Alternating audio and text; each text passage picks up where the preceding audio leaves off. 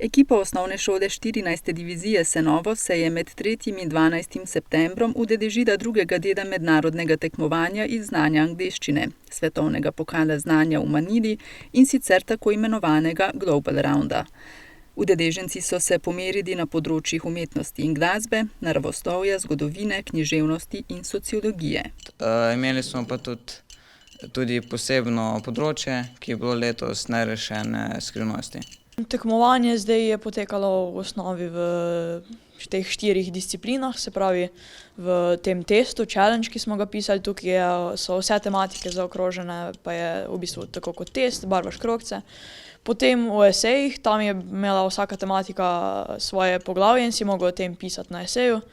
Vsak si je lahko zbral, o čem bo pisal. Potem pa še debate, najpomembnejši del tekmovanja. Pa tudi bowl, se pravi, kjer sedimo v dvorani, pa z daljincem imamo 5 odgovorov možnih, pa odgovorimo z daljincem. Pripravljali smo se večinoma skupaj celo poletje, včasih smo se tudi v šoli dobili z učiteljico, ali pa seveda popoldne sami, predvsem doma.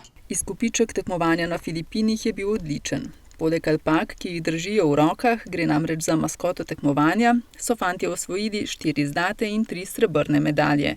Na regijskem tekmovanju v Ljubljani je bila bera še bogatejša. V Ljubljani, tam je, ne vem, bilo je znatno lažje tudi, naprimer, potem smo šli v Azijo, Azijci pač ne bi bili najpametnejši otroci, no.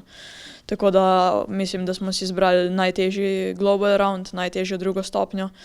Medtem ko v Ljubljani je bilo fejst lažje, zato smo tudi več dobili medalj v Ljubljani. Fantje so bili super, veliko smo se pripravljali, veliko smo delali skupaj, še več so delali sami, bili so dobro pripravljeni, tako kot so že fantje rekli, konkurenca je res huda.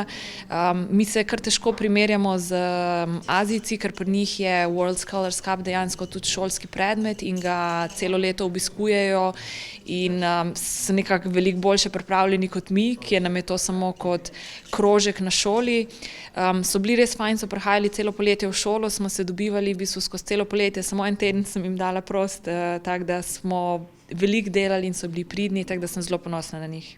Osnovna šola 14. divizije Senovo na tem mednarodnem tekmovanju sodeluje drugo leto. Zanimanje učencev pa je precejšnje. Vsako leto naredimo sestanek za vse, ki so zainteresirani in potem skupaj z učitelji različnih predmetov pogledamo, kako dobri so na različnih področjih in potem zberemo ekipo, ki najbolj ustreza. Seveda pa morajo biti tudi tekoče govoriti v angleščini, ker angleščina je jezik, v katerem potekajo vsi 3 deli tekmovanja. Torej že v Ljubljani na prvem delu tekmovanja vse mora potekati v angleščini. Devetošolci so se z odličnimi rezultati uvrstili na naslednji, zadnji del tekmovanja, ki bo novembra potekal v Združenih državah Amerike, a se ga zaradi visokih stroškov najverjetneje ne bodo udeležili. V prejšnjem letu je skupina dokončala v Združenih državah Amerike na Univerzi Yale.